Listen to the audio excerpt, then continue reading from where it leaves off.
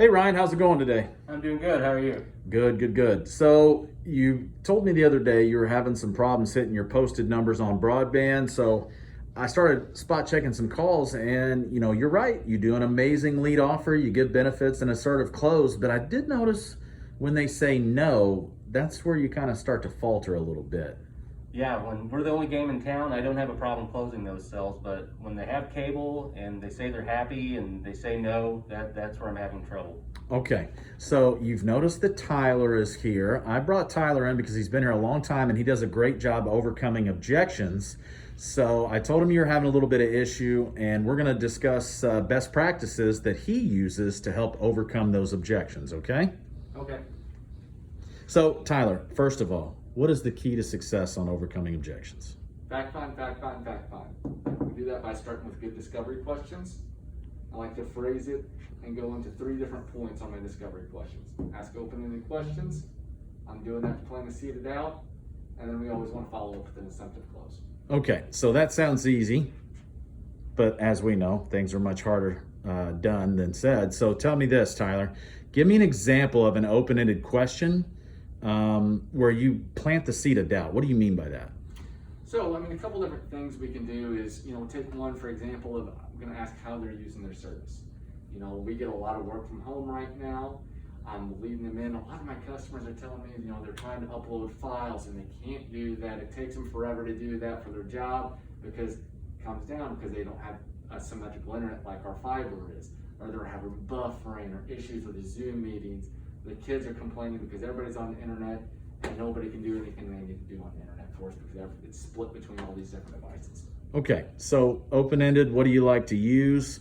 And you plant a seed of doubt by telling people what other people are having problems doing. Okay. Absolutely. Ryan, does that make sense? Yeah, I think that could help me close some sales. I always bring up that we're not a shared connection, but I forget to bring up the symmetrical connection, and that upload is really important to people.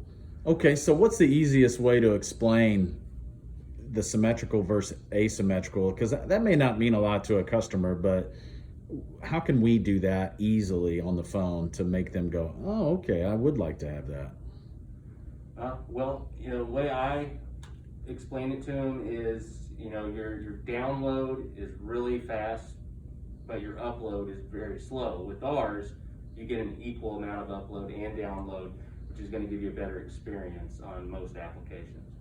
Okay, so you've grasped that pretty well. Tyler, what's another type of question, open-ended question that we can use?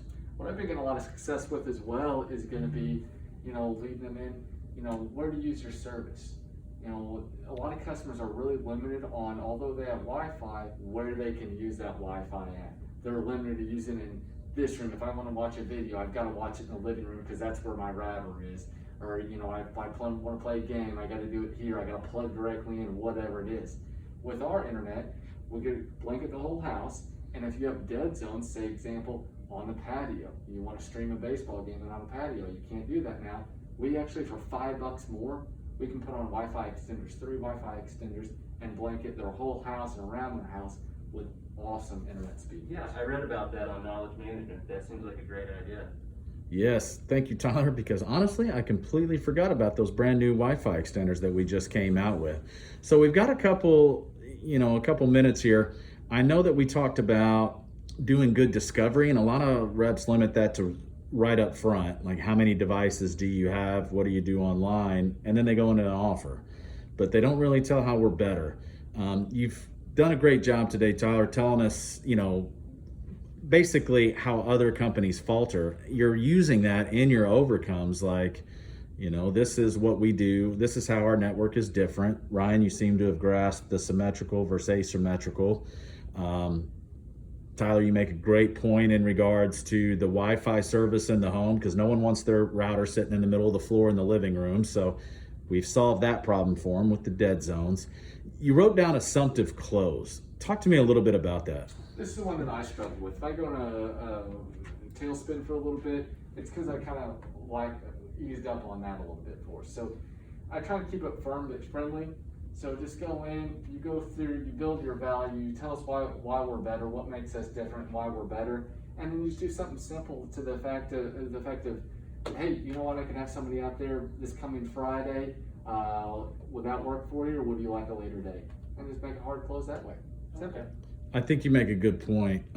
We teach everybody to do that good close on their lead offer, but when it comes time to overcoming, I hear a lot of, well, are you sure? And keep in mind, or we do a great job overcoming, asking a question, we overcome, we plant a seed of doubt, and we sit quiet. Yeah. You know, and then what happens, Ryan? What happens when we sit quiet? They usually have to think about it. Think about it. Talk to the spouse, right? Yeah. Okay, so we've went over a couple different types of discovery questions, way to plant seeds of doubt, and using an assumptive close. Can you put it all together for me, Ryan, and demonstrate if I were to say no to your lead offer, what would you do? What does that sound like? Well, an open-ended question I would ask them is, what type of devices are you using in your home? And then, plant that seed of doubt by saying, do you ever have issues with not having signal in certain parts of the home? Do your devices not connect when you're on the patio? And, if I get them baited on that hook, then that's where I'm going to do the assumptive close and, really not, nail down the sell. And I think that'll help boost my results up a lot. Can you give me an example of an assumptive close? Sure. Hey, I got an opening this Friday, 1 to 3. Does that day work great for you, or do you need a later date? I even have a $100 Visa rewards card. Let's get this thing done. Perfect. Tyler, just to share a best practice, because I certainly appreciate you sharing already with Ryan, what might be one other way you could plant a seed of doubt while asking a question?